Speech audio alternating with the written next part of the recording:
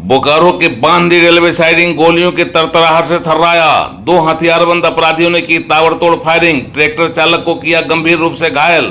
रंगदारी से जुड़ा दिखता है यह मामला। रेलवे ठेकेदार को दिया संदेश, बिना अनुमति के काम करने पर होगी तबाही। पुलिस जुटी जांच में। बेखौफ अपराधियों ने चास मुफस्सिल थाना की पुलिस की चुस्ती पर उठाए सवाल। दहशत फैलाकर अपराधकर्मी मोटरसाइकिल से हो गए फरार। घटनास्थल पर पहुंचे बोकारो के एसपी हरविंदर सिंह। घटनास्थल से मिला 5 गोलियों का खोखा।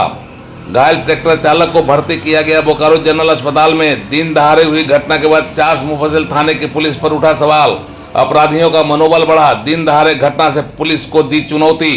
बोकारो में बेखौफ अपराधियों ने ताबड़तोड़ कई राउंड फायरिंग की। एक ट्रैक्टर चालक को घायल किया, दहशत फैलाई और फिर कानून व्यवस्था को ठेंगा दिखाते हुए आराम से फरार हो गए। मामला चास मुफस्सिल थाना क्षेत्र के बांदी रेलवे साइडिंग का है, जहां अचानक आधम के 2 हथियारबंद अपराधियों ने हथियार लहराया, ताबड़तोड़ फायर झोंका और फिर ट्रैक्टर चालक जादू सहीस को घायल कर फरार हो गए।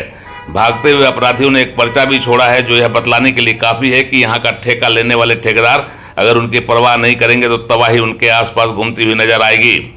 ठेकेदारों से रंगदारी वसूलने के लिए दहशत का यह माहौल कायम करते हुए अपराधकर्मी भाग जाने में कामयाब रहे।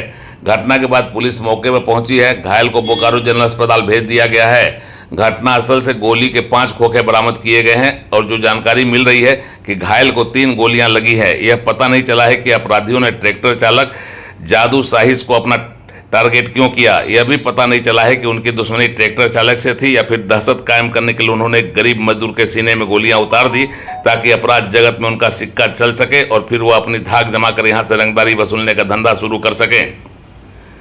चास मुफस्सिल थाना की पुलिस को ऐसी घटना से चुनौती देकर अपराधकर्मी भाग गए हैं। जानकारी मिली है कि हथियारबंद अपराधकर्मी एक मोटरसाइकिल पर सवार होकर 2 की संख्या में आए थे और उन्होंने दिन दहाड़े इस घटना को अंजाम देकर यह बता दिया कि चास मुफस्सिल की पुलिस की उन्हें कोई परवाह नहीं है।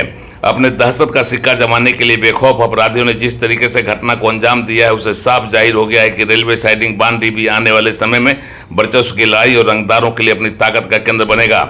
यहाँ पर अपनी धाक जमाकर अपराधकर्मी और रंगदार गिरोह गुंडा टैक्स वसूलने के प्रयास में लग गए हैं। अपराधियों ने इस घटना को अंजाम देने के बाद जो हाथ से लिखा हुआ पर्चा फेंका है, वह भी यह साफ संकेत दे रहा है कि बेखौफ अपराधियों ने किस मकसद से इस घटना को अंजाम दिया होगा।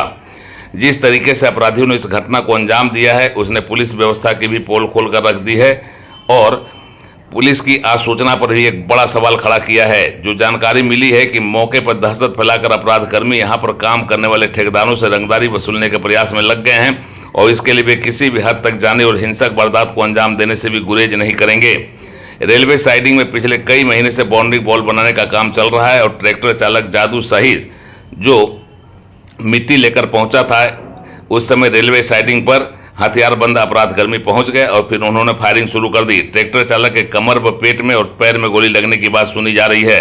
फिलहाल वह बोकारो जनरल अस्पताल में है, जहां उसका ऑपरेशन थिएटर में ऑपरेशन किया जा रहा है। घटना की सूचना के बाद मौके पर बोकारो के पुलिस अधीक्षक हरविंदर सिंह पहुंचे। उन्होंने बोकारो जनरल अस्पताल में भी पहुंचकर घटना की जानकारी ली है।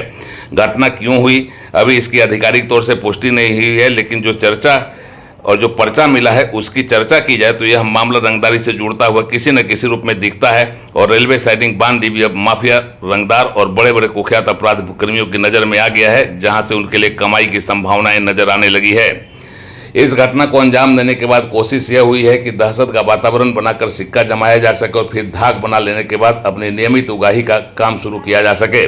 इस ताज़ा घटना ने बांदी रेलवे साइडिंग में भी अपराधियों की कई गुटों के अपने पैर पसारने का संकेत दिया है और अगर ऐसा होता है तो यहाँ पर आने वाले समय में हिंसक टकराव की संभावना से भी इनकार नहीं किया जा सकता, क्योंकि अलग अलग आपराधिक गुट अपने वर्चस्व को कायम करने के लिए अपनी ताकत का प्रदर्शन करेंगे और यही प्रदर्शन उनके आपस में टकराव के साथ साथ आसपास के वातावरण को भी दहशत में डालने का काम करेगा, क्योंकि अपराधी जानते हैं कि बिना दहशत फैलाए हुए उनका पैर पसारना संभव नहीं हो पाएगा।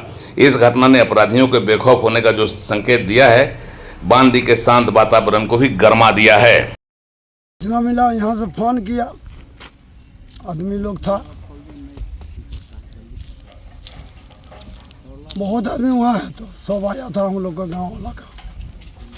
तो आप लोग क्या मांग करते हैं? अभी क्या करेगा क्या नहीं, अखन वहाँ मालिक है। अच्छा, हम लोग देखने आया, अभी मास्टर लड़का है तो बोलता चलो अच्छा, तो बोले चलो देखो। ठीक। गाँव क्या है।